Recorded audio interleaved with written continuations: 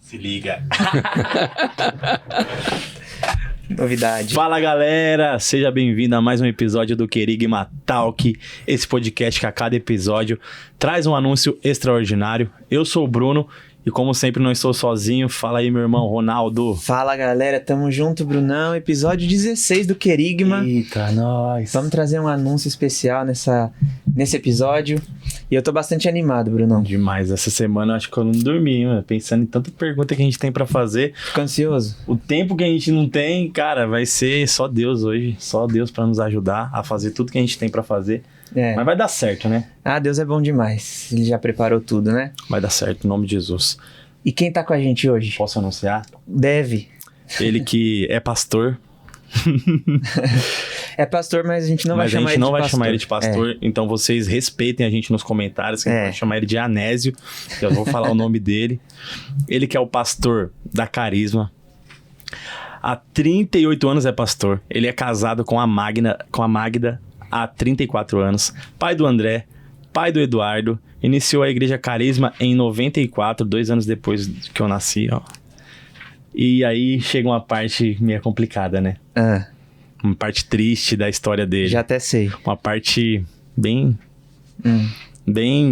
raivosa. Depois de ontem ainda. Um mau exemplo. Ele é corintiano. É. E aí ele enfrenta 2 palmeirenses aqui, olha isso. Ele gosta de jogar videogame, aí ele já dá aquela animada na gente, na conversa. Gosta de estudar sobre ciência, astronomia, arqueologia, história, olha isso. Tá legal, hein? E a gente lendo gibi, tá vendo? E aí o currículo ficaria ainda maior. Mas aí eu falei, pastor, passa o seu currículo pra mim. E ele, não vou passar porque ele tem uma coisa que eu acho muito legal. Uma história. Uma história muito legal. Ele colocou... ele poderia colocar vários currículos aqui e faculdades, mas ele preferiu deixar só essa parte aqui. Ele me falou assim... O que me define? Pastor da Carisma. E isso eu achei muito legal. Eu lembrei, até falei para o pastor, eu me lembrei de João Batista, que muitas pessoas ficavam, mas quem é você? Você é profeta? Você é Elias? Você é quem? E aí ele eu só falo, eu sou uma voz. A voz que clama. Aquele que vai preparar o caminho. Muito legal. E hoje quem tá aqui com a gente é o pastor Anésio. Seja muito bem-vindo. É o Anésio. É o Anésio. Eu falei que não ia falar pastor e falei. Seja muito bem-vindo. Gente, um prazer estar com vocês aqui, viu? Um prazer. Assim, e como são 2 palmeirenses, com um a gente empata, com o outro goleiro defende. Não tem problema, não. Só quem viu o jogo de ontem é que vai entender o que nós estamos falando. Mas tudo bem. Vai ser complicado. Prazer estar com vocês, viu? Muito obrigado pelo convite. Estamos aí para o bate-papo de hoje. Muito bom. Que legal. Muito legal. E a gente quer aproveitar ao máximo, né? A raiva de ontem já passou, né? Mas a gente quer aproveitar ao máximo o Anésio aqui com a gente. E a Carisma, a gente é de Osasco, então a gente conhece, né? De falar. Sim. Já vimos, né? Conhecemos lá o local onde fica uma igreja bem grande, né? Pros padrões que a gente está acostumado. E a primeira coisa que eu quero perguntar pro Anésio é mais difícil ser pastor de uma igreja grande ou de uma igreja pequena? Bom, essa é uma pergunta para a gente tem que definir umas coisas antes. Primeiro, o que seria o mais difícil, né? Isso é interessante, essa pergunta, né? Só para pimentar. Porque aí o mais difícil se refere a você ter mais mobilidade, você cuidar das pessoas, né? Tem vários aspectos aí. Mas eu não costumo colocar uma escalonagem, vamos colocar assim, entre igreja grande e igreja pequena. Até porque na Bíblia Sagrada mesmo, você vê ali com Moisés, né? Tem chefes de 10, de 50, de 100, de 1000. E todos são líderes, né? E a questão vai do chamado de cada um, do lugar onde está. Vou dar um exemplo para você. Sim. Eu recebi um dos missionários da nossa comunidade. A gente gosta de fazer bastante trabalho social e missionário também. E lá no sertão, encontrei um missionário perdido, que eu chamo. Né? Missionário perdido é aqueles que a igreja pega, envia, esquece do cara e deixa deixa o cara lá passando fome. Então a gente localiza esses caras e dá suporte para a obra dele lá. E eu trouxe ele, convidei ele para pregar na Carisma. E ele falou assim, ele muito sem graça, ele falou assim para mim, falou: Anésio, minha igreja tem 15 membros, né? Eu falei, mas até onde eu sei, o vilarejo aonde você está tem 150 pessoas. Então você tem 10%. Verdade. Né? Se fosse aqui em Osasco, eu teria que pastorear uma igreja de 85 mil membros para equivaler à sua. Né? Porque nós temos 850 mil habitantes. Sim. Então, é muito relativo essa questão de grande ou pequeno. Né? É muito relativo. Então, pastorear, agora sim, eu vou tirar se é grande ou pequeno. Ok. O difícil sempre vai ser, porque requer da gente sempre abnegação, tempo com Deus, comunhão com o Senhor, ouvir a voz do Senhor, não se distrair com outras coisas que podem desvirtuar o nosso chamado inicial, né? A gente não pode sair daquela palavra inicial que Deus deu para nós, né? É muito importante cada pessoa saber qual é o seu chamado, saber que a gente não é um faz-tudo. Isso é muito importante. E, ao mesmo tempo, é fácil. Porque quando Jesus fala, anda comigo, que é aquela, tome sobre você o meu jugo, né? O jugo, né, faz com que dois bois caminhem juntos, né? Então ele falou, caminha comigo, anda comigo, meu jugo é suave, meu fardo é leve. É interessante que em inglês está my burden is easy, né? O easy ali é de leve, mas também tem esse sentido de fácil, né? É gostoso, é leve. Então quando você anda com Deus é uma delícia. Entendeu? Quando você está dentro da vontade de Deus, o jugo está suave. Se você sentiu na sua vida que o ministério ficou pesado, ou você está andando no passo na frente de Jesus, ou você está muito atrás dele, não é? Então anda com ele. Anda com ele que vai ser gostoso. Interessante, né, Bruno? Porque às vezes a gente acha que o peso maior, né, está sobre aquele que é líder de mais pessoas.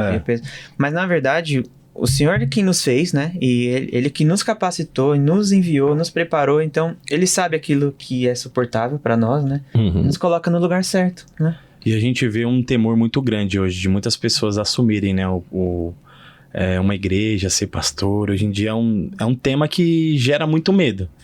A gente trouxe recentemente um pastor aqui, o pastor Altair, e ele falou exatamente isso. O pastor Altair falou assim, para mim é um prazer servir. Para mim é um prazer, nunca foi pesado. Porque acho que quando você tá onde você nasceu para ser, né? Ser pastor é uma coisa leve. E isso de andar junto, de você estar um passo à frente, um passo atrás, é muito interessante você pensar nisso, né? A gente olha pro futebol, a gente começou falando de futebol, quando um jogador tá numa posição errada, destoa o time, né? Você percebe que não fica legal. Então, é muito interessante a gente pensar nisso. Muito bom o tema. Muito bom. Quem escolheu esse tema aí? Então, já deu para ver aí, galera, que a gente vai falar sobre igrejas, né, no modo geral, grandes, pequenas, mas conhecer também a vida do Anésio. Mas, Brunão, já que a gente deu aqui a introdução, vamos falar dos patrocinadores para a gente começar.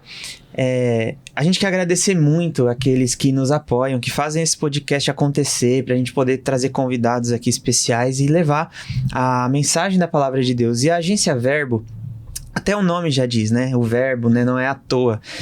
São servos de Deus que trabalham aí fazendo marketing digital, criação de conteúdo, administração de redes sociais, projetos, designer gráfico, tudo que você precisa para sua igreja, para sua empresa, para o seu negócio, seu projeto pessoal ou profissional, a Agência Verbo faz e melhora a sua visualização aí para o mundo. Então, entre em contato com eles, vou deixar aqui um telefone. Esse telefone é o WhatsApp, é o 159-8807-4898. Entre em contato com a Agência Verbo que você vai gostar. No Instagram também tem a página deles, tá bom? Deus abençoe, um abração aí para todo mundo da Agência Verbo. Deus abençoe. As melhores escolas de Carapicuíba e região estão na sua tela agora. Renova Kids e Colégio Renova. Ensino infantil, ensino fundamental 1 e agora o fundamental 2. Como eu estou dizendo, ao longo dos programas, as matrículas estão se esgotando e vocês vão ficar sem essa vaga, hein? Então corre lá na Renova Kids, chama eles no Instagram, chama no WhatsApp, fala, eu ouvi vocês no Querigma Talk, quero o meu desconto que o Bruno garantiu, então solta esse desconto logo. É uma escola confessional, uma escola com ensino Mackenzie, então você não vai se decepcionar. tá bom? Deus abençoe, obrigado pela força Renova Kids, Colégio Renova, vocês são sensacionais. E agradecer, pra gente continuar aí nossa conversa, agradecer o Ospod Studio, esse estúdio maravilhoso aqui em Osasco, muito bem localizado, estruturado, e que tem aqui, né, vários podcasts gravando aqui, muitos são cristãos e muitos estão aí espalhando a palavra de Deus. Então, vem conhecer, visita a página do Instagram, marca uma visita para você fazer seu projeto, gravar seu projeto aqui também. Um agradecimento especial. Obrigadão. Bora lá, Brunão? Vamos saber mais. Anésio, a gente queria saber como que foi a sua conversão, seu testemunho. Rapaz, eu sei um pouquinho que você me falou, mas tô curioso para saber mais. Há 50 anos atrás. 50? Nossa. Mas o senhor não parece nem ter isso de idade, nem de conversão, eu tenho 58. Não tá batendo. Eu tenho 58. Eu me converti aos 8 anos de idade. Embora eu costumo dizer o seguinte, parece que minha mãe me pariu na igreja, né? Porque minha imagem toda é da igreja. Minha família toda é cristã. Desde 4ª geração ou mais, né? Porque alguns a gente nem tem mais contato, então não sabemos a história lá no passado. Meu pai, minha mãe, gente apaixonada por Deus, eles eram membros da Igreja Batista de Vila Nova Cachoeirinha, aí fundaram a Igreja Batista em Jardim Cachoeira, e ali começou a igreja, e como meus pais moravam em frente, né? Então nós éramos os zeladores da igreja. Meu pai era o diácono da igreja, era o que abria, que fechava, que fazia tudo. Então eu brincava lá dentro, e lá dentro tinha um órgão, né? E esse órgão me chamou a atenção. Órgão não, harmônio. Não sei se você sabe o que é harmônio. Eu não sei. Harmônio é o tataravô, é o tataravô do teclado, né? Harmônio você tem fôlei, né? Então você pedala para ele encher um fôlei, você toca a nota, ele vai sair o som. Então eu, como criança, queria mexer ali, queria aprender. E comecei a estudar. Eu comecei a estudar música aos 5 anos de idade. E gostei demais. Aos 8 anos de idade, eu já era organista da igreja. Mas era assim, porque para mim, eu não tinha entendido essa questão de conversão. Porque para mim, eu só estava no meio da igreja. Eu estava na igreja o tempo todo. E uma vez, numa pregação do nosso pastor, aquilo mexeu tanto comigo, eu estava tocando o órgão nessa hora, ele fazendo o apelo e eu tocando o bom e velho hino, tal qual estou, eis-me Senhor, né? Quem é antigo da igreja sabe o que eu estou falando, né? E eu senti assim, eu não sei explicar, mas foi uma convicção dos meus pecados, a sensação de que eu precisava de Deus na minha vida. Por alguma razão, por um momento eu tive consciência de que eu não era ninguém sem Deus. Eu tinha 8 anos. Caramba. E aí eu larguei o órgão, deixei de tocar, ficou aquele silêncio na igreja, né? E eu fui lá para frente, eu fui pro lado, na verdade, porque eu já estava na frente, né? O órgão fica na frente, fui ali pro lado, fui até onde estava o pastor. Orou por mim, todo mundo aquela coisa, bonitinho, filho do irmão Rocha, da irmã Irene, né? Aquela coisa linda, uma criancinha e tal. Quando terminou, tudo mais, meus pais me abraçaram, tudo mais, eu falei, e quando vai ser meu batismo? E aí eles, nós vamos conversar com a liderança da igreja e tal, e conversou, e nada. Eu procurei o pastor, eu falei, quando é que você vai me batizar? Né? E aí ele falou, não, você não pode ser batizado. Eu falei, por quê? Eu me converti. Não, é porque é criança ainda. Mas eu sei, mas por que criança não pode? Ele falou, porque você não sabe o que você está fazendo. Eu falei, mas eu sei o que eu estou fazendo. Tinha convicção. Eu tinha convicção. E falaram, não pode, pela regra da igreja, só depois dos 12 anos, tudo mais. Não sei de onde eles tiraram isso da Bíblia, porque não tem isso na Bíblia. Né? Eu esperei até os 12 anos de idade. Quando eu completei 12 anos de idade, que foi em outubro, o próximo batismo era no final de dezembro, e ali no primeiro batismo que eu estava lá e fui batizado. Mas foi interessante. Meu pastor me batizou, a hora que ele me levantou, batismo por imersão, né? Batista, né? A hora que ele me levantou, tirei a água do rosto, virei para ele e falei, mas poderia ter sido aos 8. Guardou no coração. Passaram-se anos. Anos que eu estou dizendo, assim, mais de 30 anos passaram. Eu já era pastor, tudo mais. Eu estava no encontro de pastores em São Paulo. E encontrei com o pastor que me batizou. Ele nem me conhecia, né? Assim, porque era um menino de 8 anos, né? Então, estou falando que com 38, talvez até mais do que isso. Eu já tinha meus 40 e poucos anos de idade. Então, estou aqui, me perdi no tempo para saber quanto tempo foi depois. Sim. Claro que ele não ia me conhecer. Eu falei, olha, eu sou fulano, lembro do Anésio, filho do irmão Rocha, da irmã Irene, que era organista da igreja. Lembrei! Eu falei, lembrou? Então, você podia ter me batizado com 8. Aí ele lembrou, agora eu lembro. Aquele menino atrevido. vida. Guardou mesmo. Foi minha conversão, né? Muito Eu me converti, dedicado à igreja. E a experiência com Deus foi muito forte. Era apaixonado por Deus. Nunca me desviei do evangelho. Nunca. Não vale a pena. Não vale a pena. Sim. E quando eu cresci, sempre envolvido com o Ministério de Música da igreja, né? Igreja pequena, igreja batista de bairro, igreja pequena. Tanto que quando chegou um organista na igreja, eu já fui para outra, que estava sem organista, né? Porque ali já tinha um, então eu vou para outra que está sem, então fui ajudar de novo. Aí eu queria conhecer uma outra igreja, né? Então tinha um organista para tocar naquele dia, eu fui conhecer uma outra. Nessa vez que eu fui conhecer uma outra, foi a Igreja Batista da Lapa, a primeira Igreja Batista da Lapa, pastor lá era o pastor Davi Clava. E quando eu cheguei lá, irmão de um irmão lá da minha igreja, irmão de sangue, né? Me reconheceu e falou: Anésio, nós estamos sem organista aqui hoje, toca pra gente. A gente falou: tudo bem. Abri lá o cantor cristão, né? Que é o Inário Batista. Abrimos lá e toquei. Até o pastor Davi Clava olhou assim e falou: quem é essa criança aqui, né? Mas nesse tempo eu já tinha meus 14, 15 anos de idade, né? E aí eu acabei ficando lá na primeira Igreja Batista da Lapa, fui pianista lá da igreja, e minha vida, toda a minha adolescência foi essa experiência dentro da igreja. E eu amava muito a Bíblia, né? Isso vem do meu pai. Meu pai era um cara apaixonado pela Bíblia Sagrada. Te incentivava? Eu lia muito. Então eu vinha no onde eu trabalho desde os 11 anos de idade, mas aos 14 registrado num banco lá na Paulista, 2 conduções até em casa. O que eu vou fazer nesse tempo? Ler. E eu ia ler o quê? Lia vários livros, mas eu gostava também de ler a Bíblia. Eu lendo Atos dos Apóstolos, vendo aquele povo, Atos 2, né? E começa lá a experiência do Pentecostes, né? Estavam todos reunidos no mesmo lugar quando veio do céu um som como de um vento impetuoso, encheu toda a casa onde estavam reunidos e foram distribuídas entre eles línguas como que de fogo, e cada um começou a falar, a versão de Almeida corrigida, no tempo falava isso, começaram a falar em outras línguas conforme o Espírito lhe concedia que falasse. Eu achei aquilo fantástico, eu falei: que é isso? Eu quero ter essa experiência, aquela coisa assim, de experiência com Deus. Mas assim, encheu tanto o meu coração que eu achei que eu ia começar a falar em línguas dentro do ônibus, né? Mas segurei. Fui caminhando até em casa, não aguentei, no meio da rua. Avenida Najar de Souza, quem conhece Najar de Souza lá sabe onde é que é. Tinha umas árvores assim no meio da avenida, eu falei: é aqui mesmo. Abri minha boca, uma experiência tão gostosa com Deus. Que lindo. E eu trabalhava de paletó e gravata, cheguei em casa suado, tudo mais. Minha mãe: o que aconteceu? Eu falei: você não vai entender. Deixa eu ir pro quarto que eu preciso orar. Que marcante. Foi muito marcante. Aí eu acho que eu tinha entre 14 para 15 anos de idade, né? Com essa experiência. E aí começa aí as minhas experiências com Deus, né?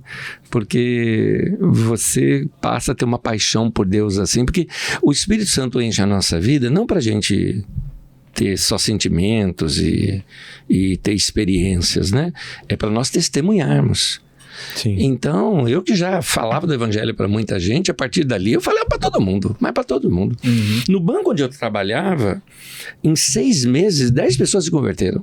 Em 6 meses. Mas quando eu falo conversão, a gente discipulava as pessoas, sabe? Ensinava a ler as escrituras, orar.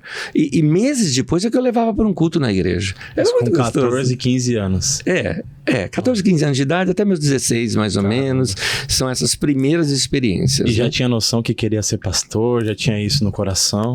Pois é, como parte disso, eu tinha assim, uma paixão tão grande por Deus que uma das coisas que eu fazia muito era vigília de oração, né? Eu fiquei meio fanático, pra falar a verdade, tá? Mas é normal essa fase. É normal isso na juventude, né? Então, as pessoas podem, às vezes, se apegam à música ou a experiências ou a viagens. O meu foi com a igreja. Eu amava a igreja. Eu fui conhecido tudo quanto é igreja, né? Eu queria conhecer mais.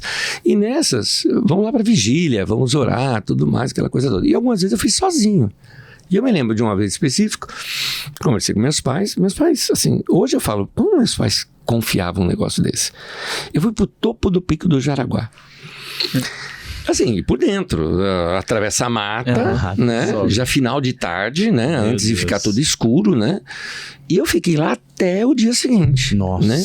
Então, hoje não dá mais para fazer isso. Eu fui lá há pouco tempo atrás, porque eu gosto de tempo em tempo ir lá para me lembrar desse momento, né? Já levei meus filhos lá para falar: olha, foi aqui que eu tive o chamado de Deus na minha vida. E ali, você tem algumas antenas ali. A antena maior lá em cima, que tem aquela escadona, era da Globo. Deve ser ainda, né? É da Globo lá. E você passava essa antena, hoje ali tem um portãozinho fechando, você passava essa antena onde o morro começa a descer um pouco, mas ali não vai ninguém naquele lugar, pelo menos naquele tempo, né? Não ia ninguém, né? Hoje não dá mesmo para ir porque é fechado. Deve ser até meio perigoso ali, porque é íngreme. E eu fui lá e fiquei lá e deixei, escureceu. E à noite, né? Enquanto não escureceu, eu estava lendo a Bíblia um tempo. Depois foi oração. Fui orar. Nesse tempo, eu estava orando em direção da Lapa, em São Paulo, porque minha igreja ficava lá na Lapa. Então, aquela coisa também de gente que está nova na fé, né? Eu lembrei de Moisés com a mão levantada e o povo vencendo, que Arão e Ur vem e segura as mãos dele. Então eu achei que eu tinha que orar com a mão levantada, sabe? Imagina, horas você cansa, né? E eu tava orando naquela direção, sabe assim, desculpa o termo que eu vou usar, jogando energias, raios, relâmpagos e trovões, aquela coisa, mente de um adolescente. Mas assim, eu tô mostrando, existe aqui a inocência, né? De um adolescente. Né? Era um sentimento muito puro. Eu olho aquele menino, genuíno. Era muito genuíno. E orando naquela direção toda. De noite, rapaz, que coisa linda. Quando esfriou muito, começou a esfriar, a nuvem densa, né? Então ela desce. Aquilo que a gente chama de neblina é nuvem, né? Então a nuvem baixou. E a sensação é que eu estava em cima das nuvens, igual voo, igual no avião mesmo. Sim. Inclusive, quando raiou o sol pela manhã, era aquele sol raiando linda cena, eu lembro da cena até hoje. Sol raiando no horizonte, por cima das nuvens, a sensação igualzinha, não tem diferença, daquela de avião. E aquela sensação é linda, só que aí começa a esquentar, a nuvem começa a subir, né? Aquele vapor todo, né? A densidade ali começa a subir. Parecia que você estava dentro de uma cachoeira. Mas era lindo. E eu orando, tá, aquela coisa toda. Nossa. Quando subiu, eu me dei conta que assim, imagina, cara. Pentecostal, né? Você ora, tal, roda, aquela coisa toda. Eu tava, entre aspas, tá? Por favor. Orando na direção errada.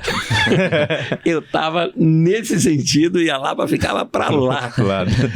E aqui eu fiquei olhando aquilo, eu falei... Passei a noite inteira orando. O que abençoei Carapicuíba aqui. Eu não sabia, não conhecia Osasco, não conhecia esses lugares. Não conhecia. Eu conhecia Barueri porque quando eu tinha 11, 12 anos, meu professor de música me levou para eu ser organista ajudando uma igreja batista lá em Barueri. Na época era o pastor João Melhado, pastor lá. Mas foi por pouco tempo, né? Foi alguns meses para ajudar um coral lá que tinha na igreja, né? Uma coisa assim. Mas eu não conhecia o lugar. A gente pegava o trem na Lapa e ia para lá, então não conhecia mais nada. Aquele tempo que é antigo vai saber, aquele tempo que você tinha que pular do trem porque não tinha plataforma suficiente. É um barato esse tempo. Quem é os antigos deve saber o que eu tô falando. Mas assim, eu não conhecia ali Osasco, não conhecia nada. Só orei ali e tal. Passou, achei aquele estranho, um pouquinho de frustração, pra falar a verdade.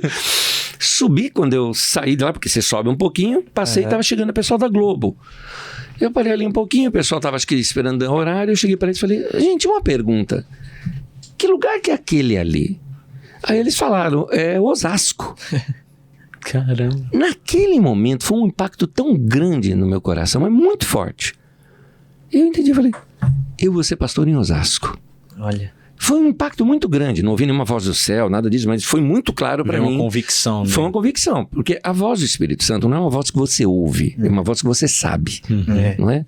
A Bíblia diz, o Espírito de Deus testifica com o nosso espírito. Sim. Esse testificar é como assim, causou uma impressão e deixou uma marca, como um carimbo, né? Que encostou e deixou uma marca ali.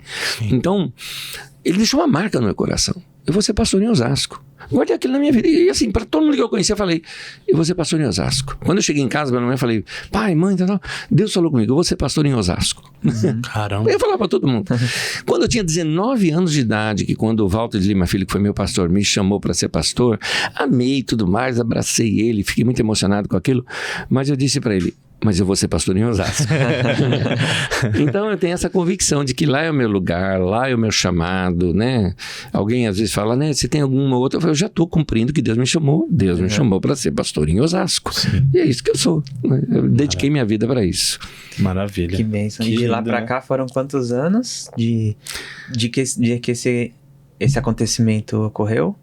Esse acontecimento eu tinha 16, eu tenho 58, aí você faz a conta. Então, se cumpriu mesmo, né? Meu maravilhoso. Parecia que foi frustrado ali, né? Orando por um lugar, Deus mostrou outro, né? Nossa, sensacional. O pastor, e aí como que surge essa questão da carisma? Porque até então, beleza, você pastor em Osasco, mas como que você criou, né? Deu início à carisma? Eu tenho que voltar um pouquinho. Aos 19 anos de idade, pastor Walter de Lima Filho, eu dirigia louvor lá na igreja. Perdão, eu mudei da Batista da Lapa para Igreja da Comunhão. Hoje ela é conhecida como IBEC, né? A Igreja Bíblica Evangélica da Comunhão. Hoje é pastor Sérgio lá. Naquele tempo era pastor Walter de Lima Filho, que era o fundador. O segundo pastor lá era o Edson Rebustini, bem conhecido por causa da Bíblica da Paz. Sim. Querido esse irmão. E aí tinha outros pastores lá também, o Gesimiel, Espassapan e alguns outros irmãos. E aí o Walter, eu dirigia já louvor lá naquela igreja, já estava lá há algum tempo, né? E a gente ia iniciar o culto, né? E o Walter chegou para mim e falou: Anésio, essa noite Deus falou uma coisa comigo a teu respeito. Falei, eu quero saber. Ele falou, não, mas eu vou agora iniciar o culto, né? Não dá pra falar. Falei, não, eu agarrei a perna dele. Falei, igual Jacó segurou o anjo. Me dá minha bênção. Não, eu não vou te largar. Ele riu pra caramba aquele dia. Né? Eu falei, não vou te largar, eu preciso saber o que você falou. Porque era assim, entenda, eu tinha uma admiração pelo meu pastor muito grande. Eu falava que ele era a quarta pessoa da Trindade pra mim, entendeu? Deus Pai, Filho e Espírito Santo e meu pastor. E tem uma consideração muito grande por ele até hoje. E aí ele falou, não, Deus falou pra mim nessa noite pra te chamar pra ser pastor junto comigo aqui. Rapaz, eu quase caí duro ali no chão, né? Foi assim, muito forte aquilo pra mim, né? Uhum. E assim que terminou o culto, conversamos um pouco mais, eu falei, Val, tô aqui. Mas Deus me chamou que eu vou ser pastor em Osasco. Eu falei, né, fica aqui um tempo, vamos treinar você e tudo mais, e quando Deus te chamar para lá, você vai, né? Mas assim, foi pouco tempo, eu achei que ia ficar assim uns 10, 15 anos lá. 2 anos depois praticamente, né? Em 88 eu vim para Osasco, tinha um grupo de jovens aqui que eram alguns era gente que tinha se convertido comigo, outro era namorada de alguém que tinha ligação também comigo, outro era amigo de um outro lugar. A primeira igreja que eu preguei na minha vida, eu tinha 17 anos, eu não era pastor ainda, eu lembrei disso, estou voltando um pouquinho no tempo. Uhum. Foi a Igreja Presbiteriana Independente do Jardim Piratininga, aqui em Osasco. Sim. Né? Lá de onde eu moro. Eu tenho um carinho por aquela igreja muito grande, porque foi lá o primeiro lugar que eu preguei. Foi uma reunião da mocidade, da igreja, eles chamavam de federação, era um nome que falava do Encontro de Jovens das Presbiterianas de Osasco, né? Um amigo que me convidou para ir para lá e eu fui. Mas enfim, quando eu vim então para Osasco, começamos um grupo, começamos numa casa, depois foi aqui na rua Maria Campos, aqui em Osasco, começamos uma obra que naquela época eu coloquei o nome de Carisma, mas não durou muito tempo, porque passado um ano, uma outra igreja que tinha aqui em Osasco, o pessoal chamava de A Casa, né? Casa.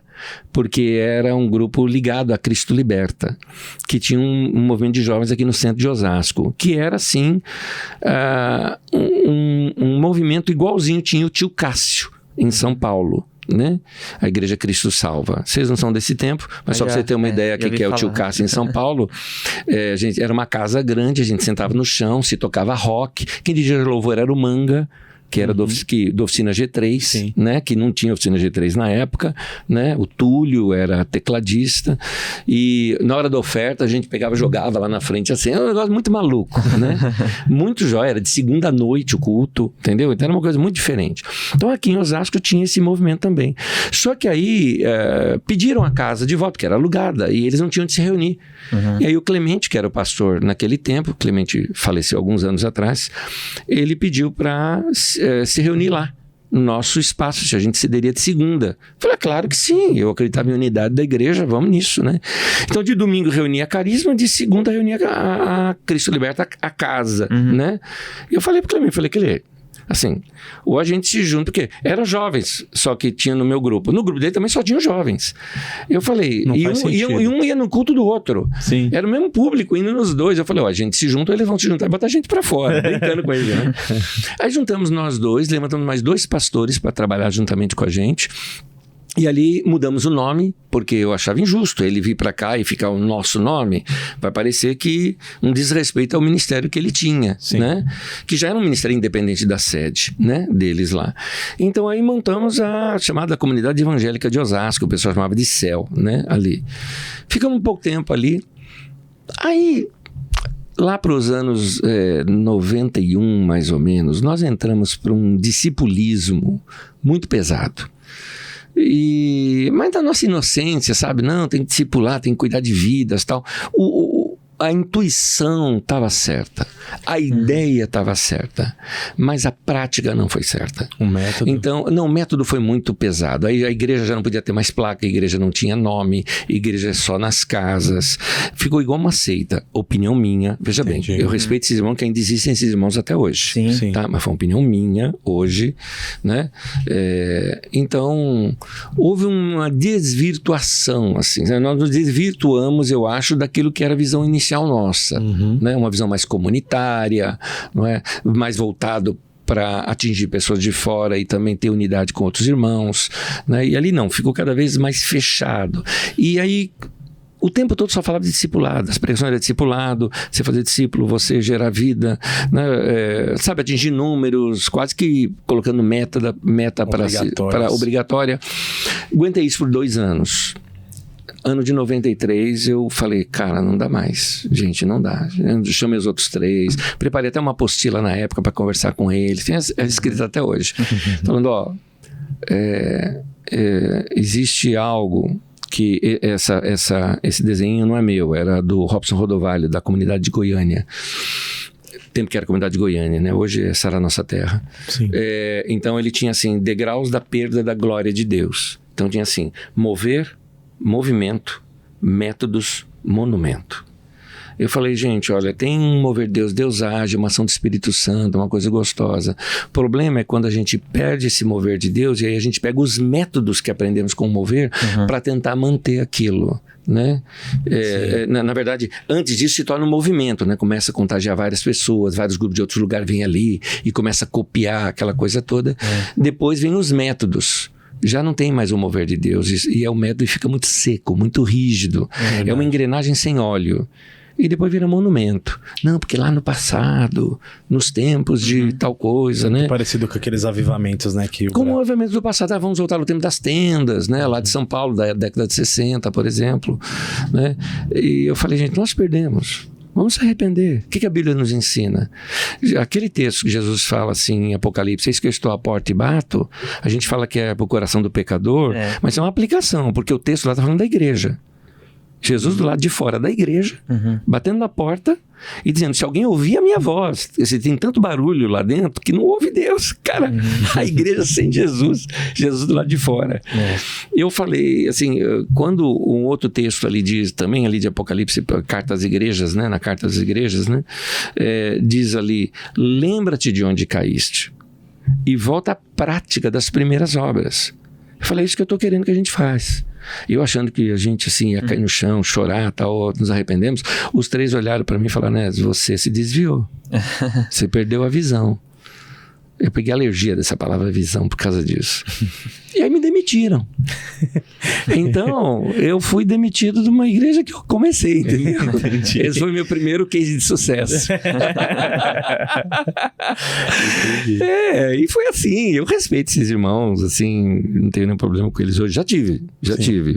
Aqui o coraçãozinho ficou peludo por um bom tempo, né? Machucado, tudo mais. Eu peguei aversão à igreja, né? Eu saí do ministério, por um tempo eu sentei na própria congregação mesmo que a gente estava, deixei o ministério, sentei e continuei lá frequentando. Minha esposa que teve um tempo falou, ó, né, não dá mais para ir não consigo ir mais, tal. Eu pedi licença para eles, mas pedi que eles me abençoassem. Eu falei, eu não sei se vocês não me abençoarem, né?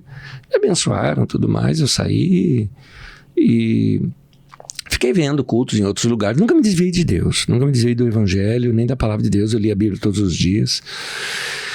Aí é que entra Carisma na história. Então, isso é 93, em 94... Eu me lembro de um bate-papo que eu tive com o Bené Gomes, é um querido irmão. Ele era líder na comunidade de Goiânia, do movimento de louvor e adoração lá. Hoje ele é no Rio de Janeiro. Bené Gomes é autor de cânticos que você conhece como O Único que é Digno de Respeito. Você deu uma ideia. Ou Aliança do Senhor. Então, vários, né? O Ministério Coinonia de Louvor, né? No tempo não tinha esse nome. Era Comunidade de Goiânia. Então, eu encontrei com o Bené em São Paulo, através de um outro irmão querido que... Fomos almoçar, tem uma conferência, eu fui assistir a conferência, falou, vamos almoçar junto com o Bené. E o Bené me deu uma palavra ali muito forte. Eu já tive com o Bené uma vez no Rio de Janeiro. Ele não se lembra dessa coisa. Claro que não dá para lembrar. Ele estava no meio de uma conferência e tudo mais, né? Mas ele me falou uma palavra. Você falou, quanto tempo de vida útil você acha que você ainda tem? Eu falei, Bené, quero viver bastante. Tinha 28 anos naquele tempo. Quero viver bastante e tudo mais, tal. Ele falou, não, falei útil, pique. De fazer uma coisa nova. Falei, meu querido, depois que você falou, você vai chegar lá. Passou dos 40, meu amigo, você já começa... O ritmo é diferente. Não, quando você entra no Zenta, cara, você só sai pro En, que é de 100, amém, além, entendeu? É assim. Então o que você tem a fazer, sabe? Você tem que correr para fazer. E ele me despertou ali. Eu me lembro também, um amigo tirou férias e me convidou para ir para férias, porque eu fiquei sem grana, sem nada. Eu era integral na obra, tiraram meu salário, eu fui trabalhar fora, né? Eu não tenho problema de trabalho, né? Então eu fui dar aula de inglês, que eu sou intérprete, fui dar aula de música, e o que mais me deu dinheiro na época, eu era muito fã de tecnologia. E na época eu estava assim, montando modems para o pessoal se conectar a umas chamadas BBS. BBS é pré-história ainda da internet, e vinha uma tal de internet aí pro Brasil, né, que ia vir e tudo mais, e eu já sabia o que era. Então comecei a falar com empresas, instalar modems em empresa, fazer conexões e tudo mais, e eu ganhei muita grana com isso, ganhava mais do que quando era pastor. Então, assim, eu estava bem, né? Então não queria mais ser pastor. Sim, né? Confortável. Estava confortável, né? E quando chegou o mês de julho de 94, a gente estava assistindo, junho, julho, né? A gente estava assistindo a Copa do Mundo, e assim, molecada, né? Todo mundo junto, amigos de muitos anos, tudo mais, tudo desviado de igreja. Todo mundo desviado. E ia lá assistir o Jogo do Brasil, né? Lá na casa da minha sogra, no quintal da casa da minha sogra, do lado de fora, lá e tal. Aí acabou, né? Aquele famoso que o Baggio chutou lá pra cima, né? Sim. Tafarel pegou o pênalti também. É tetra. Esse momento aí e tal. Acabou aquela vibração. O pessoal falou, domingo que vem nós estamos aí de novo. Eu falei, não tem mais jogo? Eu falei, mas tem pastor. Eu falei, mas eu não sou mais pastor. Ele falou, tá, mas... Você mesmo fala pra gente que você não se desviou, né? Eu falei, Ele falou, a gente se desviou, você não. Os irmãos me falaram. Puxa, gente. Eles falaram, compartilha com a gente que você tem aprendido com Deus, que você estuda. Eu falei, não, gente, eu não vou pregar. Ele falou, senta em roda e conta pra gente. Tá bom. Essas ovelhas foram atrás do pastor, não foi o pastor que foi atrás. Então, julho de 94, 35 pessoas, quintal da casa da minha sogra. E ela não achava ruim, não? Não, minha sogra era crente, meu sogro, tudo mais. Então era assim, era minha sogra, meu cunhado, minha cunhada, era tia, era essa turma, né? Sim. Alguns irmãos da igreja que são amigos meus até hoje, que estão na Carisma comigo até hoje, que são assim, até líderes no meio da igreja até hoje. 35 pessoas debaixo de um pé de manga, que a gente sempre gosta de lembrar isso, né? Que a Carisma começou ali, né? Eu peguei um violãozinho e comecei com aquela canção, Te exaltamos, ó Cordeiro Santo de Deus, né? E cantamos bastante, porque assim, tem uma frase em um livro que eu tô tentando lembrar o nome dele, o nome dele tá aqui na minha boca, eu não consigo lembrar. Tá quase, se eu lembrar eu falo. É o fundador da Vineyard, né? John Wimber. John Wimber, ele conta que quando ele começou, ele falou assim, e aquele bando de fariseus esgotados, a única coisa que sabiam fazer era cantar, né? Era esse o nosso caso, né? Então nós cantávamos estávamos ali para Deus, eu reparti com eles palavras muito simples da palavra de Deus, né? E assim começou a comunidade, Carisma. Então, dali, aí um dia alguém chegou pra gente e falou, tem uma escola que quer abrir pra gente se reunir lá, porque assim, se chover aqui, né? Ainda bem que não choveu aqueles dias, que não ia caber dentro da casa, né? Quando fomos pra escola já tinham 50 pessoas, porque assim, um traz outro, traz outro, né? Começamos na escola foi até engraçado, porque chegamos lá, eu não sabia que era escola infantil. Então as cadeiras, imagina, para criança, imagina aqueles brutamontes sentados em cadeira de criança. Né? A gente não tinha aparelho de som, não tinha nada. Então um emprestou um tremendão velho lá, um outro uma guitarra, né, tal, e não tinha o suporte do microfone. Então amarramos num cabo de vassoura o microfone, prendemos numas carteiras, e eu lá tocando e cantando, né? Experiências gostosas tivemos ali, né? E aí, um dia, assim, veio aquela fé, né? E eu falei, irmãos, vamos adiante. Então, se vamos adiante, vamos procurar um lugar central em Osasco, né? Onde todo mundo dê para ir. E começar uma obra na cidade. Mas assim, eu quero vida integral de todo mundo, doação da sua vida, sabe, do seu tempo, falar de Jesus para todo mundo. Vamos. Eu falei, tem mais, nós somos 50 pessoas, já vamos comprar 100 cadeiras, vocês topam? Aquela coisa, o povo sai de lá cheio de fé, enfesado, né? Enfesado. E aí quando inauguramos, só fomos inaugurar isso em setembro, né? E aí em setembro inauguramos ali na Avenida dos Autonomistas e primeira reunião nossa tinha 120 pessoas. Olha, entendeu? Caramba. Aí eu falei, primeira reunião. Né? Nem deu. Mas eu falei, veio porque é inauguração, tal, aquela coisa toda. Tal. Só que aí, o outro domingo, de novo, sabe aquele negócio assim, sabe? E gente passando mal, porque começou a entrar aquele calorzão, né? De mês de outubro, já novembro, aquele calorzão, né? A gente até passando mal, porque o lugar era abafado, não tinha dinheiro para ficar pondo ar-condicionado, essas coisas. Aí alugamos o lugar do lado, né? Pulando uma casa do lado, né? Onde hoje é uma loja de imóveis muito bonita lá. Nós ficamos só 3 meses nesse salão. Aí esse salão virou o nosso ministério infantil. Aí alugamos esse outro do lado para ser os nossos cultos. Ficamos só mais 3 meses ali. Porque encheu, lotou. Aí eu pedi pro cara para desfazer o contrato, desfizemos de boa e tal. Aí alugamos aqui no quilômetro 18, na Gasparino Lunardi ali. E ali ficamos 1 ano. Encheu. Então mudamos para Azevedo Minhoto. Então fomos ali para Azevedo Minhoto, ficamos ali 2 anos. Só que aí, porque o contrato era de 2 anos, eu queria cortar o contrato antes, a multa era muito alta. Aí começamos a fazer 2 cultos de domingo. Aí eu falei, gente, vamos procurar um outro lugar. Aí meu irmão chegou para mim e falou, né, tem um lugar ali que é um lugar abandonado, né, tá abandonado, teve inundação, tiramos terra lá com enxada, né, ali era chamado Marginalzinha ali, né, na época não estava construída em toda a avenida. Né? Sim. Quando eu cheguei lá, eu vi que o nome da avenida era Avenida Esporte Clube Corinthians Paulista. Ixi. Eu falei, isso é de Deus, né? Não acredito. Até nisso. Começamos lá uma obra onde hoje é o pastor Gilson que está lá, né, com a igreja Actos, né? Atos, né? Isso. E lá que nós começamos, ficamos lá de 97 até 2001. Aí e aí começamos culto, daí começamos 2 cultos, aí conseguimos um lugar maior que é onde nós estamos hoje. Hoje nós ficamos aqui, estamos aí 22 anos lá nesse lugar. E aí tivemos que construir uma parte dele também do salão e fomos construindo lá o nosso espaço, né? Hoje o espaço é bem grande. De terreno nós temos 8.500 metros quadrados de terreno, né? Juntando os 2 terrenos dos 2 lados da rua, né? Espaço grande lá onde a gente está e estamos lá esses anos todos. Essa é a história. Maravilhoso. Crescimento da Carisma. E com esse começo todo, né, crescimento muito rápido, o que o senhor pode dizer da Carisma hoje? O que é a Carisma hoje como igreja, como profissão de fé, como vocês cuidam dos membros, o que ela atua em parte social, em parte de ensino? Você fez 10 perguntas ao mesmo tempo. É um geral. Vamos lá. Desde o começo da Carisma, a gente lia aquele texto, Atos 2, de 42 a 47, né? E perseverava na doutrina dos apóstolos, na comunhão, no partir do pão, nas orações. Em cada alma havia temor. E a gente decorava o texto, né? Porque nós falamos, aqui tem princípios de vida da igreja. Ensino, doutrina dos apóstolos, ensino, comunhão. O partir do pão, que é a ceia, está ligado à comunhão. Orações, temor do Senhor, sinais e prodígios. Ali fala também de generosidade, que eles vendiam as propriedades e bens, ajudavam, né? Mais adiante fala que nenhum necessitado havia entre eles, né?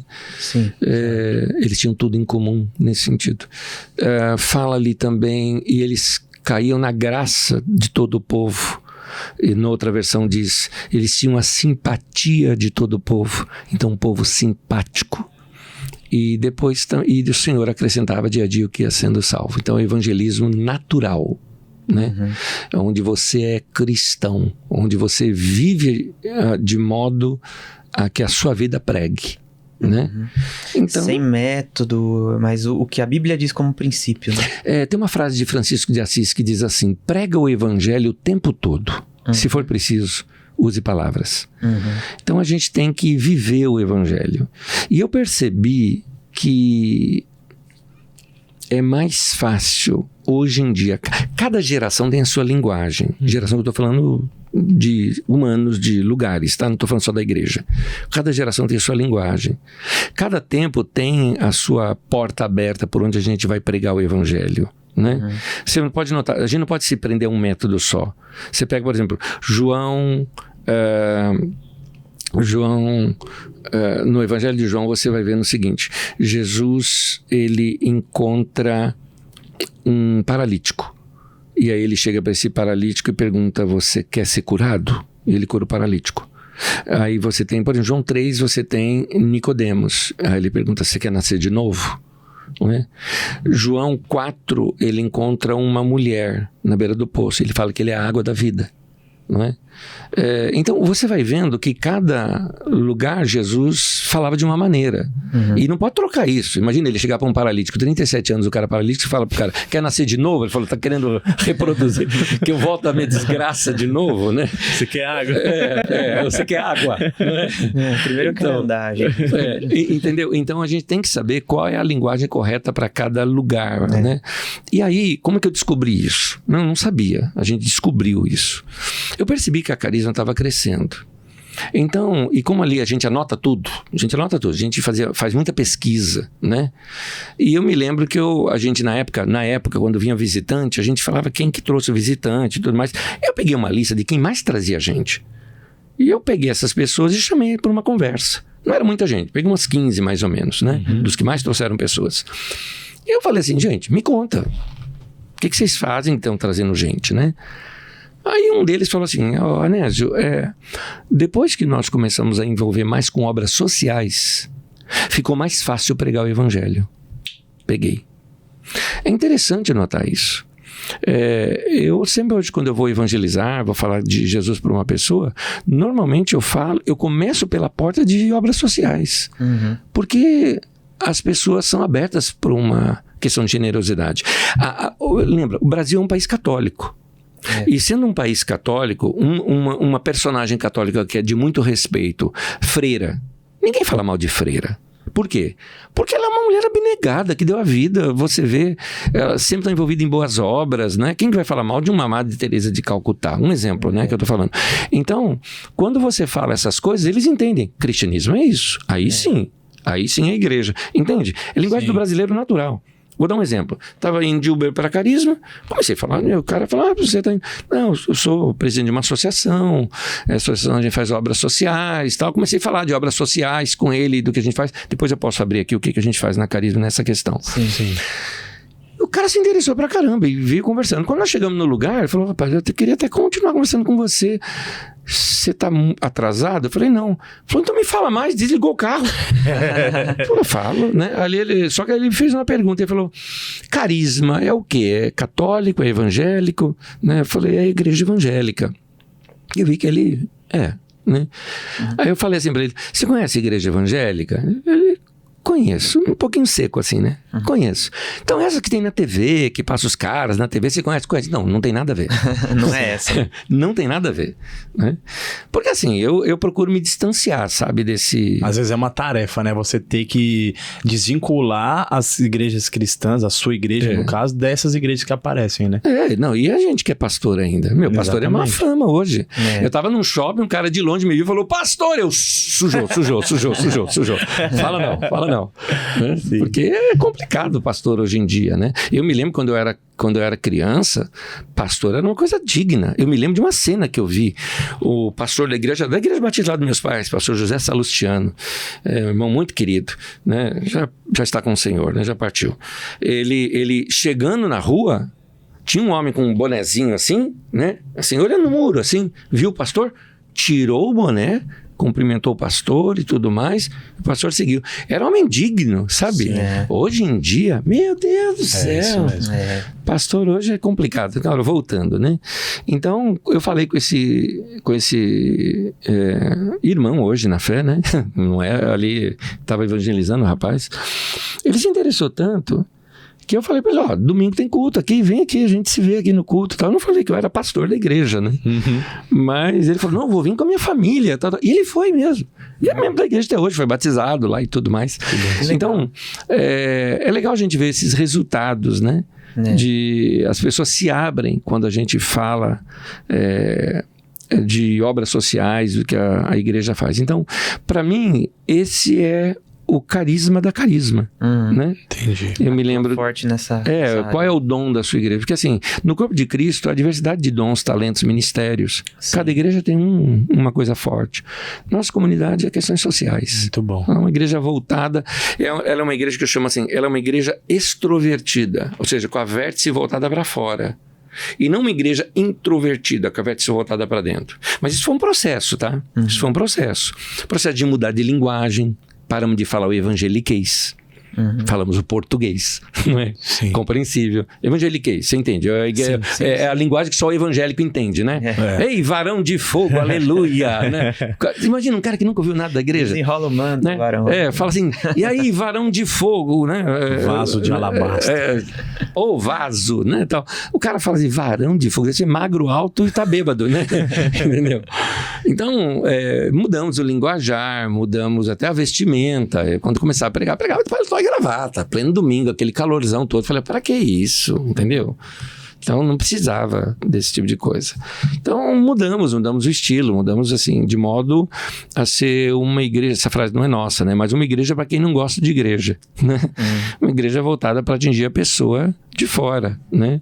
E aí mudamos a linguagem, tornamos uma linguagem mais compreensível às pessoas, tocamos em assuntos que falam do dia a dia. Porque, olha só Jesus falava a linguagem do povo. Jesus falava uma linguagem que o povo compreendia. Então ele falava de agricultura, o povo era de agricultura. Ele falava de pesca, o povo era pescador, não é? Jesus tomava o cuidado nas parábolas dele de contar uma coisa do mundo dos homens e do mundo das mulheres. Você pode notar que algumas coisas são repetitivas que Jesus fala, mas é proposital. Ele fala, ninguém põe vinho novo em odres velhos. Bom, quem cuidava disso eram os homens, que cuidavam da questão do vinho. Mas ninguém põe remendo de pano novo, né? Remendo novo em pano velho, né? Então, ali era o mundo das mulheres. Jesus, quando conta as parábolas ali de Lucas 15, né? Quando Jesus fala assim, ele conta da ovelha perdida. Ovelha perdida, mundo dos homens, que são os pastores de ovelhas. Aí depois ele conta da moeda perdida, mundo das mulheres, tanto que ela reúne as amigas e conta para as amigas. Então Jesus tinha esse cuidado de falar uma coisa que tem a ver com o mundo das pessoas. Então qual é a linguagem hoje do nosso povo? O nosso povo que é um povo do asfalto, nosso povo que é um povo internetico, né? Nosso povo que está aí nos momentos da inteligência artificial. Qual é a linguagem que nós vamos falar com esse povo hoje? Quais são as doenças de hoje? Jesus falava de lepra, de cegueira. Lepra está praticamente quase que extirpada, né? Quais são as doenças de hoje? Por que a gente não fala sobre ansiedade, depressão, síndrome do pânico? Sim. Por que a gente não fala com as pessoas de coisas do dia a dia? De divórcio, de separação, de relacionamento pais e filhos, de choques de geração. Então, esse deve ser o invólucro, né? A mensagem é a mesma, é o Evangelho de Jesus. é a morte e a ressurreição de Jesus, é o âmago do Evangelho. Mas a apresentação do Evangelho, né, aquela que é o invólucro, para cada geração, para cada época, para cada local, você tem que ter uma linguagem. Ô pastor, e a sua igreja tem 4.500 membros, mas... É em torno disso. Mas envolve muito mais gente, porque não tem como contabilizar isso, né? É sempre bom nivelar por baixo. Certo. Né? Porque senão tem algumas igrejas que às vezes você fala assim, tem tantos membros, você fala, pô, contou corpo, alma, espírito e anjo da guarda, alguma coisa assim, né? Mas como que faz para cumprir tudo isso que o senhor tá falando numa igreja grande? Como que cuida de tanta gente... Sendo que tem uma instituição, tem uma igreja, tem esse cuidado pessoal que você está falando. Como que faz para cuidar de uma igreja assim? A gente tem que separar duas coisas, o que é igreja e o que é instituição. A Carisma não é igreja. A Carisma é instituição a favor da igreja. A igreja tem um dono, é Jesus, a igreja de Jesus. Nós somos só uma parte da igreja de Jesus, da grande igreja de Jesus, que envolve batistas, presbiterianos, pentecostais, entende? Tem gente de todo quanto é canto, sabe? Pessoas de diversas tribos, raças, língua, nação, né? Essa é a igreja de Jesus. Então o povo que é a igreja de Jesus, ele é alimentado pela palavra de Deus. Nós como pastores, nós plantamos e regamos. Mas quem dá o crescimento é Deus. Inclusive o crescimento individual, pessoal. Então, eu ensino lá, quem frequenta, pode perguntar para quem frequenta a Carisma, é quase que todo o culto, é quase que toda a mensagem. Se não, é hora de terminar a mensagem, além de terminar que vai dar tchau para os irmãos, eu lembro os irmãos uma coisa. Todos os dias, meu irmão, leia as Escrituras. Tenha um tempo de oração, seu tempo devocional com Deus. Tempo devocional é muito importante. Para você começar o dia bem, você precisa ter aquele tempo com Deus. Então aquele momento com Deus vai te fortalecer para o dia a dia. E aí você vai experimentar o seu crescimento no dia a dia. O que Jesus fez o tempo todo, ele ensinou. O que os apóstolos fizeram? Ensinaram e se relacionaram com as pessoas. É isso que a gente ensina. Comunhão, compartilhar a palavra de Deus, sem que para isso seja preciso toda uma organização de controle, que eu tenho aversão a esses controles que as igrejas fazem. Então isso é suficiente para o povo ser edificado.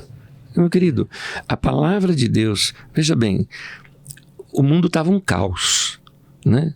Gênesis capítulo 1 conta isso. A planeta Terra, né, estava sem forma e vazio. E tinha o caos, né? Tohu bohu, diz ali no, né? Caos e vanidade, vão, né? Tem nada.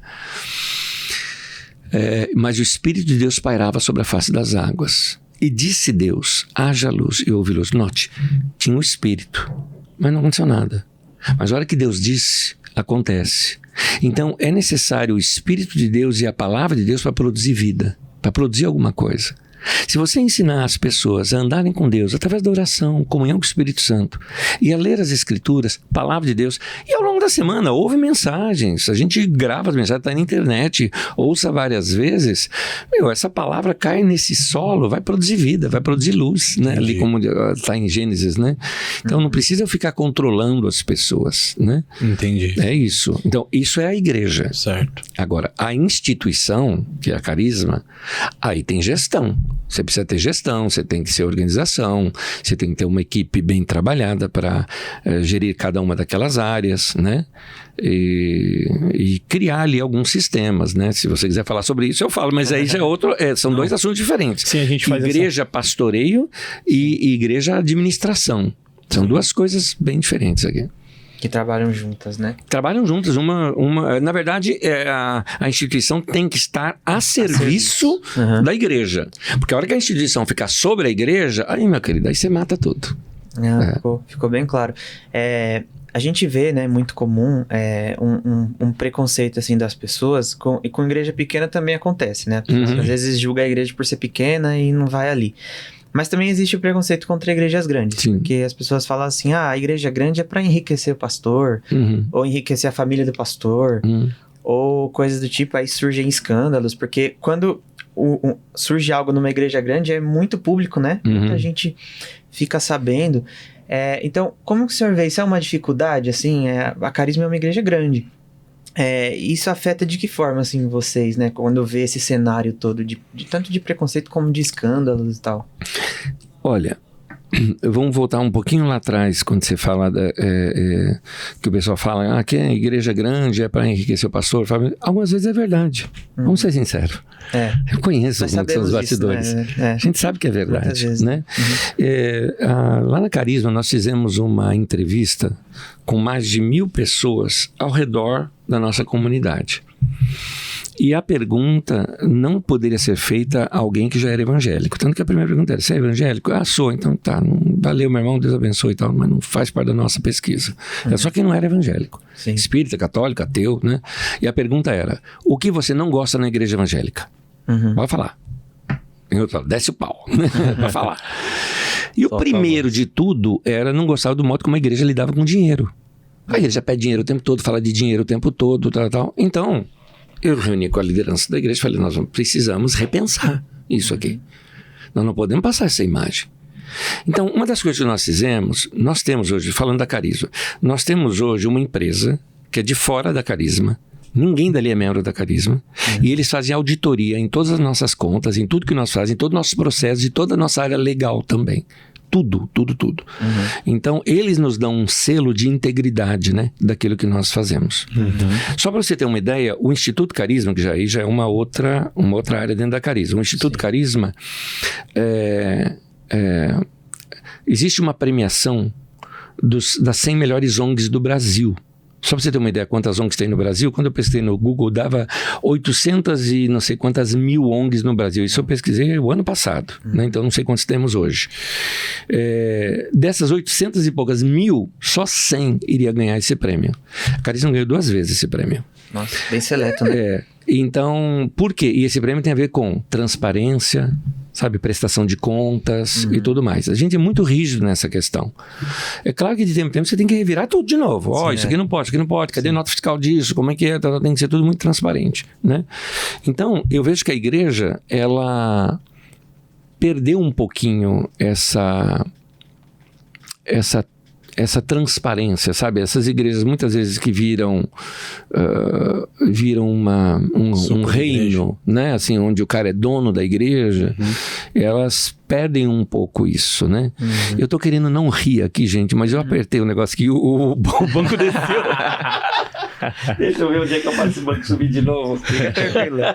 Acho que tem alavanca aí. Onde é que é essa alavanca? Aqui, ó.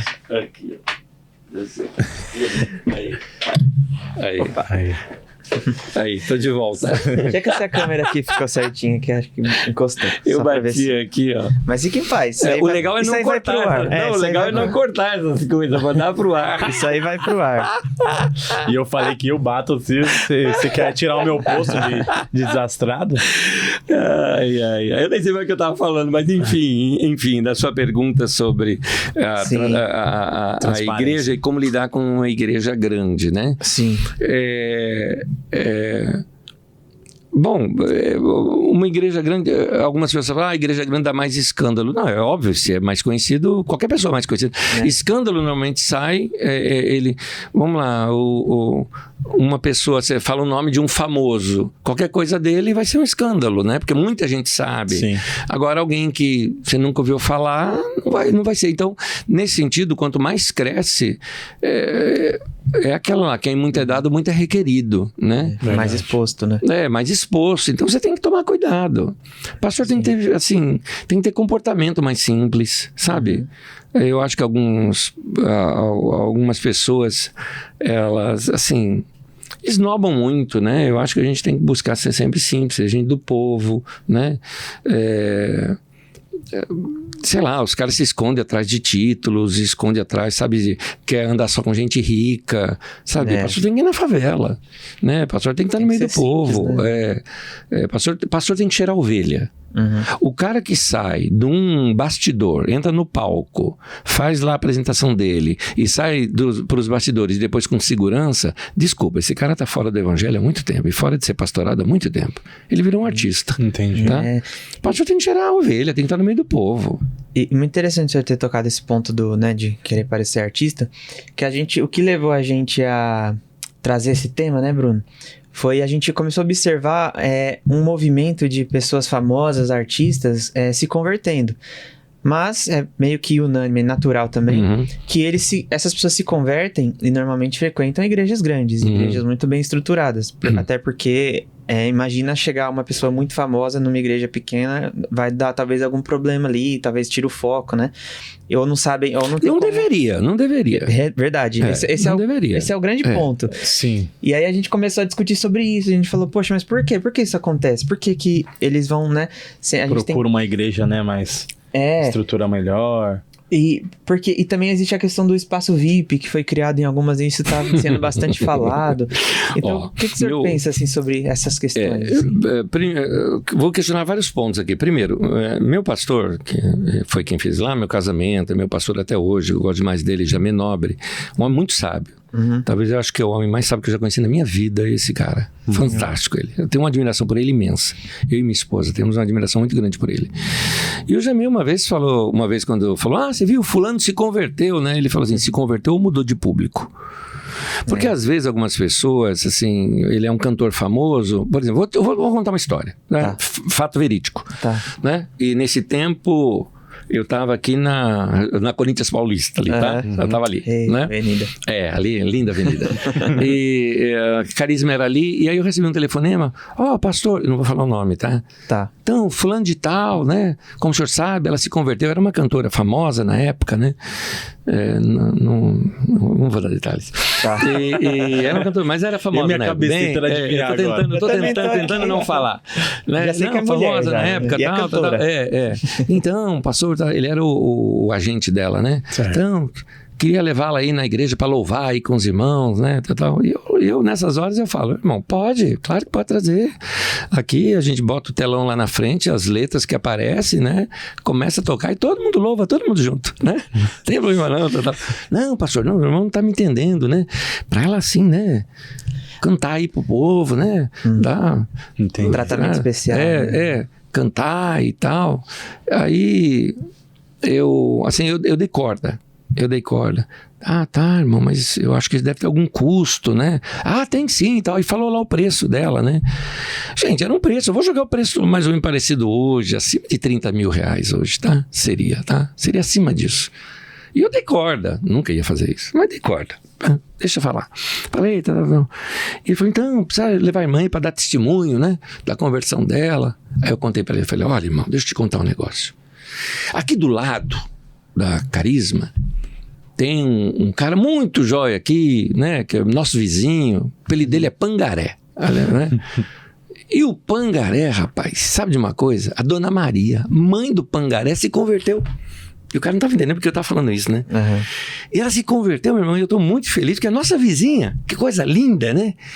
Agora, como ela é nova convertida, eu nunca trouxe ela no púlpito para ela dar testemunho, para pregar para a igreja. Porque a Bíblia nos ensina que não deve ser um neófito, né? Não deve ser uma pessoa nova na fé. O púlpito é lugar para gente madura, que vai instruir o povo, né? E assim, se eu não trouxe a mãe do Pangaré, por que eu ia trazer fulana de tal? Só porque ela é famosa? Né? Só porque ela era riquinha? Né? Não, o irmão não está me entendendo. Eu falei, não, estou te entendendo sim, querido. Estou te entendendo. E você é agente dela, você vai ganhar uma grana por causa disso também.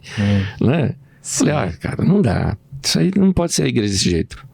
Eu só te dei o tu depois, né? Sim. Mas assim, eu acho que o povo erra muito nesse sentido. Eu fiquei sabendo que tem igreja que tem área VIP. Você entra pelo lugar VIP. Tem uma outra aí que fez um evento e aqui para você pagar o lugar premium, né? O cara fala assim, premium, né? Tal. Você tem banheiro premium, né? Tal. Desculpa o termo aqui. O que é? O cara que é VIP tem um xixi diferente do outro, entendeu? Que é banheiro premium. Para, gente. Você desconecta muito do que a igreja não leram Tiago, né? Não leram o livro de Tiago, que diz assim, se chegar um pobre no meio da igreja e chegou um rico e você manda o pobre sair do lugar para dar o lugar para o rico, né? Você lembra desse texto de Tiago? Não é?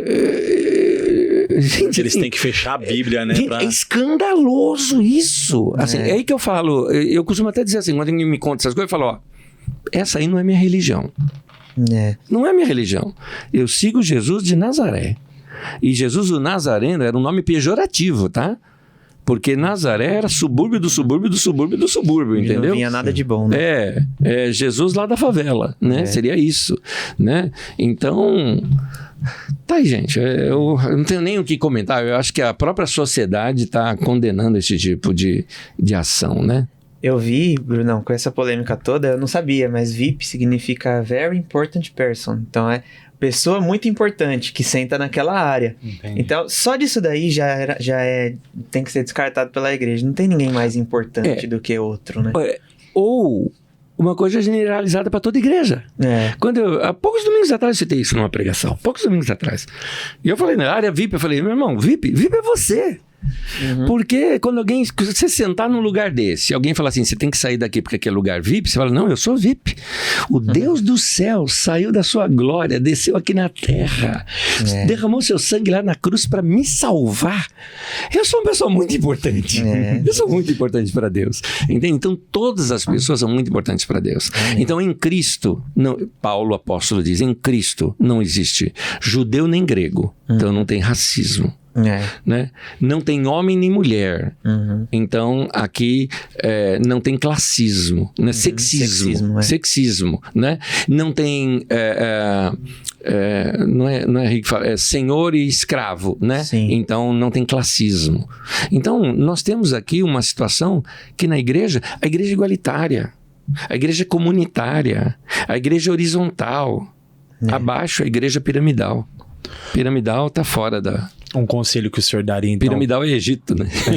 Não é Terra Prometida. Um conselho que o senhor daria, então, para uma pessoa que ou conhece as escrituras e tá aí meio que desigrejado, desacreditado de igrejas, né? Por ver o que passa na TV e ver o que passa na mídia. Ou até aquele cara que é seu cristão, aquele cara do Uber que te levou, mas fala, eu não confio. O conselho que você daria para olhar e falar como que você encontra uma igreja certa, uma igreja que são padrões bíblicos. A igreja perfeita não tem, né? Igreja perfeita não tem. Já disse Billy Graham, um dia que você encontrar uma igreja perfeita, não entra, senão você vai estragá-la. Né? Porque nós somos imperfeitos, né? Então, se é por algum problema, o gosto, tudo mais, você não vai encontrar.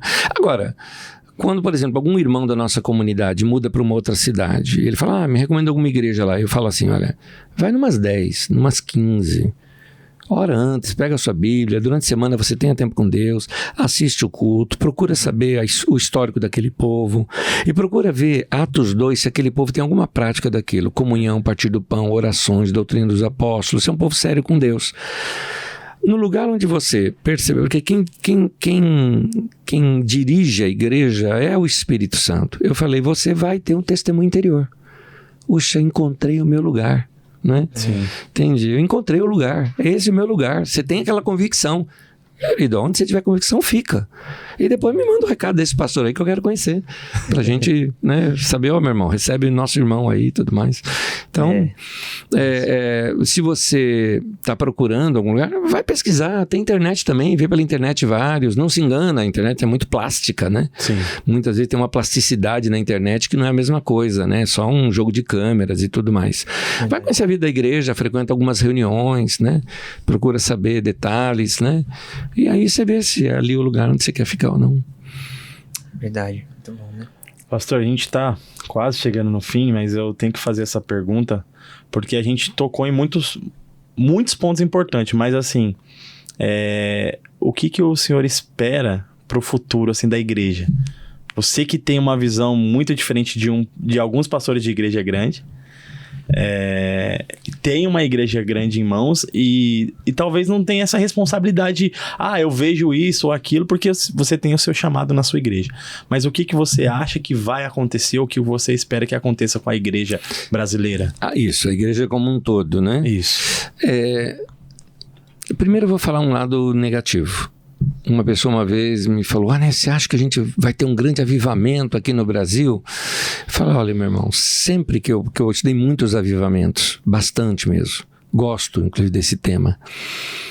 Os avivamentos vêm depois de um período de crise da igreja, de buraco da igreja está no fundo do poço. E nós não estamos lá ainda.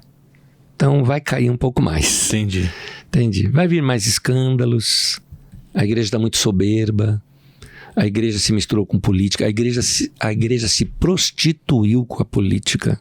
A igreja brasileira se prostituiu com a política. Ela confunde poder humano com poder divino. O pessoal às vezes me fala, não, mas nós precisamos ter nossos representantes. A igreja primitiva não tinha ninguém na política. Ao contrário, tinha um império perseguindo a igreja, mas né, a perseguição não parou a igreja. A gente anda cantando isso nesses dias, né? Então, as portas do inferno não prevalecem contra a igreja de Jesus. A gente não precisa disso, né? A gente não precisa de política, não precisa de poder, não precisa nada disso. Nós estamos confundindo, né? Quando chegaram para Jesus, falou, vai ser nesse tempo que o Senhor vai restaurar o reino de Israel? Ele falou, não compete com vocês saber os tempos ou as épocas que o Pai reservou por sua exclusiva autoridade, mas a vocês receberão poder ao descer sobre vós, o Espírito Santo serão minhas testemunhas.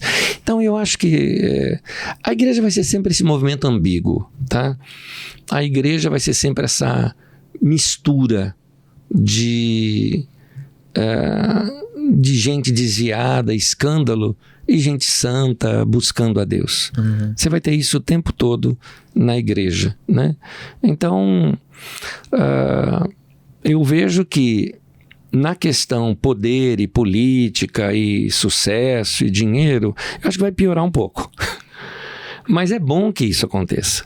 Para que as pessoas que exatamente não concordem com isso, meu querido, vai para as catacumbas, vai para o paralelo, vai buscar Deus de uma maneira diferente, só não se desvie do Evangelho, não se desvie de Jesus, porque Jesus não tem nada a ver com isso. Não tem nada a ver com isso, né? Eu sei que o pessoal fala muito de Apocalipse por aí, pode me chamar de herege, mas eu vejo o Apocalipse de uma maneira bem diferente, tá? O Apocalipse é um texto ensinando a igreja lá daquela região a como enfrentar a perseguição e como vencer o Império Romano, né? E deu certo, porque o Império Romano caiu e a igreja prevaleceu e está aí até hoje, né? Então, é algo preterista. Passado. Então, eu vejo... ali fala da história toda da igreja, até o final dos tempos, mas eu quero dizer que ela não é um livro sobre o fim do mundo, é isso que eu quero dizer. Né? Então, ali tem muitos símbolos para nós, para entender a igreja hoje. E para entender a igreja hoje, ele fala, por exemplo, que é interessante que uma das bestas lá do Apocalipse, né? Você vê, parece cordeiro, mas fala como dragão. Parece Jesus, mas não é Jesus.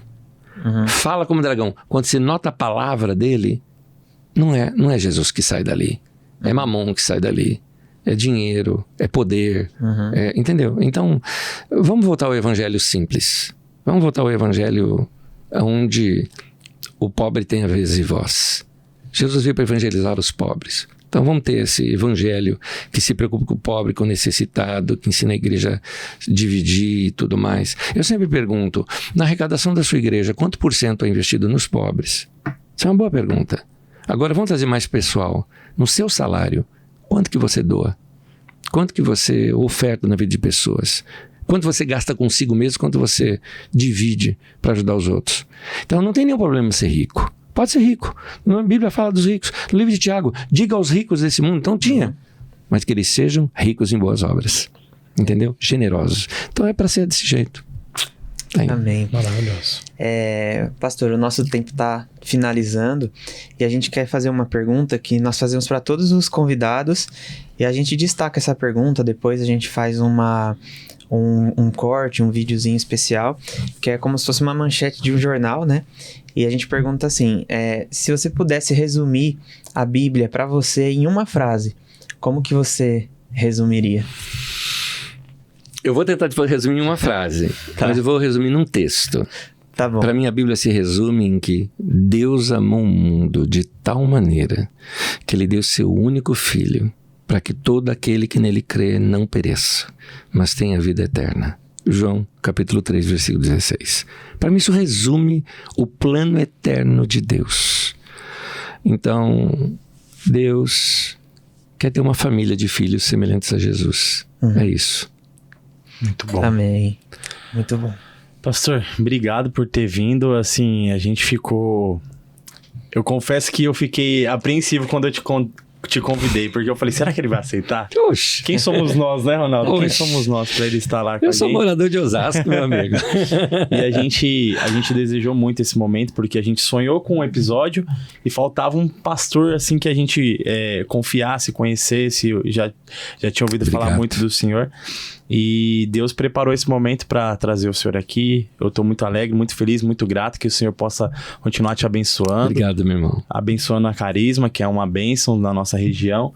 E obrigado de coração, foi uma bênção ter você aqui. Obrigado, querido. Obrigado, é um prazer estar com vocês. E que a gente consiga, né, com esse episódio, esse tema tão importante, quebrar alguns paradigmas também, trazer para as pessoas o olhar, aqueles que porventura tenham algum preconceito, né, que possam repensar agora, ver o quanto uma igreja grande também impacta uma região, uma cidade, né, o quantas almas disso é tão grande, né? Com ações sociais, com tudo que, né, toda a estrutura que Deus permitiu ali que tenha, que, né, mude a visão, né, dessas pessoas, que eu acho que é o mais importante. E pedir para você aí que assistiu, se não é inscrito no canal, se inscreve no canal, ajuda muito a gente pra gente conseguir trazer mais pessoas, falar de outros temas, continuar com esse projeto que é bênção de Deus, né?